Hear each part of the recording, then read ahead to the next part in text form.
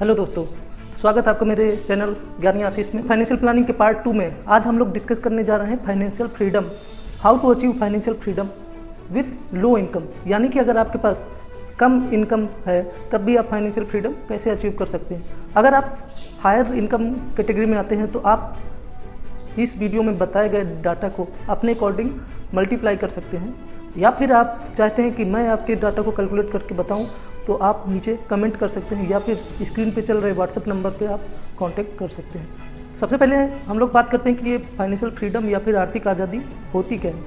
Financial freedom का सीधे से मतलब है कि अगर आपका सोर्स ऑफ इनकम, जो आज आपका सोर्स ऑफ इनकम है, अगर वो सपोज़ 20 साल 25 साल बाद बंद हो जाए तो आपको इतनी जितनी आज अर्निंग आ रही है उसके हिसाब से अर्निंग आपको आती रहे। दैट मीन्स आपको काम भी ना करना पड़े और आप 20 साल बाद आपकी जॉब नहीं रहती है आपके पास, या फिर ड्यू टू सम इंस्टेंस आप वो जॉब नहीं कर पा रहे हैं तो भी आप उतना इनकम अर्न कर सकें विद इन्वेस्टमेंट। अगर आप इन्वेस्टमेंट करके उतना इनकम अर्न कर पा रहे हैं पर मंथ, या फिर इसको दूसरे पॉइंट ऑफ व्यू से हम लोग देख सकते हैं कि आपको जितना आज अर्निंग हो रही उतनी अर्निंग आपको पैसा आपको बना के देने लगे पैसा। तो ये कैसे पॉसिबल हो सकता है, ये चीज़ आज हम लोग देखेंगे कि आपको पैसा कैसे, आपको जितना आप आज कमाते हैं उतना ही आपको कमा के दे सकता है विद स्मॉल स्टेप्स। तो केस 1 हम लोग देखते हैं। केस फर्स्ट में हम लोग देखते हैं कि अगर सपोज़ आपको अपने बच्चों की शादी के लिए या फिर अपने बच्चों की हायर एजुकेशन के लिए पैसा इकट्ठे करने हैं तो वो आप कैसे अचीव कर सकते हैं। तो अगर आपको शादी के लिए पैसे इकट्ठे करने बच्चों के, जिसको कि मैं 4 कैटेगरी में डिवाइड करूंगा। फर्स्ट कैटेगरी की आपको हो सकता है 21 साल बाद आपके बच्चे की शादी के लिए 30 लाख की ज़रूरत होगी। केस 1 का ही बी पार्ट है कि हो सकता है आपको 30 लाख में शादी नहीं 50 लाख आपको इकट्ठा करना है अकॉर्डिंग टू योर इनकम। और पार्ट सी हो सकता है किसी को शादी के लिए 1 करोड़ की ज़रूरत हो। पार्ट डी हो सकता है शादी के लिए या फिर हायर एजुकेशन के लिए 2 करोड़ रुपए की ज़रूरत पड़े। तो आपको जितना ज़रूरत होगी आप अपने अकॉर्डिंग प्लान बनाना है। मैं यहाँ पर केवल 4 केस डिस्कस कर रहा हूँ, जिसमें से पहला केस जो 30 लाख रुपए का है। अभी आप ये सोच रहे होंगे कि 30 लाख में से आप 30 लाख कहाँ लगते हैं शादी में। यहाँ पर आपको ये चीज़ ध्यान में रख के चलना होगा कि आज अगर आपको शादी में 10 लाख रुपए खर्च हो रहे हैं तो 20 साल बाद वही आपके 10 लाख लगभग 30 लाख में कन्वर्ट हो जाएंगे। तो आपको मिनिमम 30 लाख रुपए चाहिए ही होंगे। अगर आज आपका 10 लाख का टारगेट है तो आप 4% महंगाई जोड़ के चलें तो 20 साल में वही आपका 30 लाख की ज़रूरत पड़ने वाली है। तो केस 1 की अगर हम लोग बात करें कि अगर आपको 30 लाख रुपए चाहिए 21 साल में विथ 17% रेट ऑफ रिटर्न, तो आपको जो मंथली सिस्टमेटिक इन्वेस्टमेंट प्लान करना पड़ेगा या फिर आपको शेयर मार्केट में जो पैसा लगाना पड़ेगा वो होगा लगभग 2100 रुपये पर मंथ। जी हाँ दोस्तों, अगर आप 2100 रुपये पर मंथ लगा रहे हैं और आपको 17% का रेट ऑफ रिटर्न मिल रहा है तो वो आपका जो 2100 रुपये पर मंथ है वो 21 साल बाद बनेगा लगभग 50 लाख रुपीज़, 50 लाख रुपए बनेगा। अब आप सोच रहे होंगे कि यहाँ टारगेट तो हम लोग का 30 लाख का है लेकिन आप तो 50 लाख बनवा रहे हैं। तो हम लोग को margin of safety plus tax दोनों चीज़ को ध्यान में रख करके अपने गोल बनाने पड़ेंगे, क्योंकि जो आप 50 लाख अर्न करेंगे उसमें पूरा का पूरा आपको नहीं मिल जाएगा, उसमें कुछ टैक्स भी काटा जाएगा। और हो सकता है जो 17% रेट ऑफ रिटर्न हम लोग कंसीडर कर रहे हैं ये फ्लक्चुएट हो जाए, 16% भी हो सकता है, 18% भी हो सकता है। तो इस चीज़ को ध्यान में रखते हुए, मार्जिन ऑफ सेफ्टी और टैक्स को ध्यान में रखते हुए हम लोग को 21 साल में लगभग मिलेगा 50 लाख रुपए। यहाँ पर मैं कंसीडर करके चल रहा हूँ कि बच्चों की शादी आपको 21 साल में ही करनी है। अगर सपोज आप 25 साल तक वेट कर लेते हैं तो ये जो आपका सिस्टमेटिक इन्वेस्टमेंट प्लान है 2100 रुपये का, ये 25 साल में बन जाएगा लगभग 1 करोड़ के आसपास ये अमाउंट बन जाएगा, जो कि आपको फ्यूचर में बच्चे की शादी plus higher education plus retirement तीनों चीज़ों के लिए बहुत ही बेनिफिशियल होने वाला है अगर आप 25 साल तक रुक पाते हैं तो।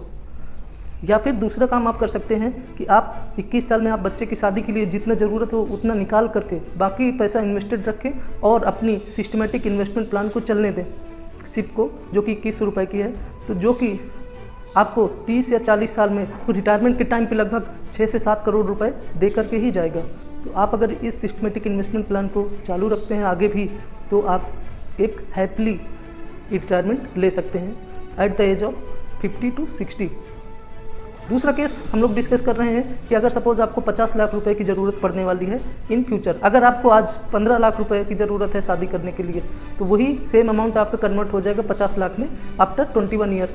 तो 50 लाख का अगर आपको शिफ्ट करना है तो आपको इन्वेस्ट करना पड़ेगा 31 रुपये पर मंथ। जी हाँ दोस्तों, अगर आप 31 रुपये पर मंथ इन्वेस्ट करेंगे तो ये 21 साल बाद बनेगा लगभग 73 लाख रुपये, जो कि 17% रेट ऑफ रिटर्न के हिसाब से कैलकुलेट किया गया है। फिर से मैं आपको बता दूं कि यहाँ पर आपको margin of safety plus tax दोनों को ध्यान में रख करके काम करना है। तो अगर आपको 50 लाख रुपए का टारगेट है आफ्टर 21 ईयर्स, तो आपको 3100 रुपीज़ पर मंथ इन्वेस्ट करना पड़ेगा। यहीं पर अगर 21 ईयर्स की प्लेस पे अगर हम लोग 25 ईयर्स की बात करें तो ये जो हम लोग का अमाउंट बनेगा वो बनेगा लगभग 1.47 करोड़ रुपीज़, जो कि सफिशिएंट होगा आपके बच्चे की शादी के लिए प्लस आपके फ्यूचर रिटायरमेंट के लिए। तीसरा केस हम लोग डिस्कस करते हैं कि अगर आप मिडिल इनकम वाले कैटेगरी में आते हैं, दैट मीन्स अगर आपका टारगेट 1 करोड़ का है आफ्टर 21 ईयर, तो आपको पर मंथ लगभग 5100 रुपीज़ इन्वेस्ट करने की ज़रूरत है। अगर आप 5100 रुपये पर मंथ इन्वेस्ट करते हैं और 21 साल तक इन्वेस्टेड रहते हैं, तो 17% रेट ऑफ रिटर्न के हिसाब से आपका जो पैसा बनेगा वो बनेगा लगभग 1.21 करोड़ रुपीज़। इस पैसे से आप अपना 1 करोड़ का टारगेट अचीव कर सकते हैं।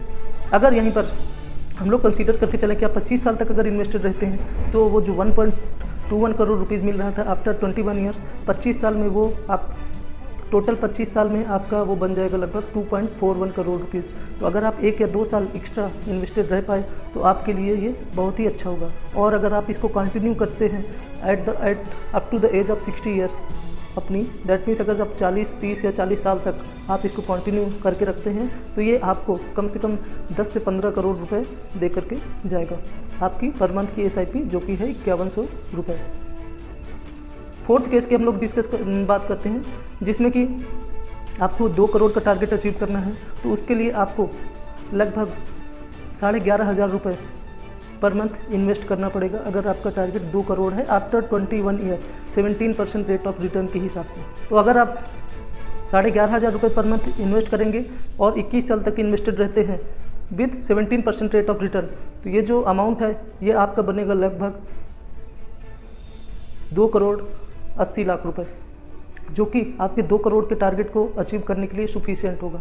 और अगर हम लोग यहाँ पर कंसीडर करके चलें कि आप 25 साल तक रुक सकते हैं, दैट मीन्स अगर आप अपने बच्चे की शादी या फिर हायर एजुकेशन 25 साल में टारगेट कर रहे हैं, तो वो जो आपका 11,500 रुपये पर मंथ की SIP थी, ये आपका लगभग बनेगा 5.21 करोड़ रुपीज़। तो ये कुछ कैलकुलेशन था जिसको कि आप अपने अकॉर्डिंग मैनेज कर सकते हैं। और अगर आप चाहते हैं कि मैं आपका गोल का कैलकुलेशन करके बताऊं, दैट मीन्स कि आप अगर चाहते हैं कि आप इनके बीच में या फिर इनसे ज़्यादा आपका टारगेट है और आप चाहते हैं कि मैं आपकी उस प्लानिंग में कुछ मदद करूं, तो आप मेरे WhatsApp नंबर पे कांटेक्ट कर।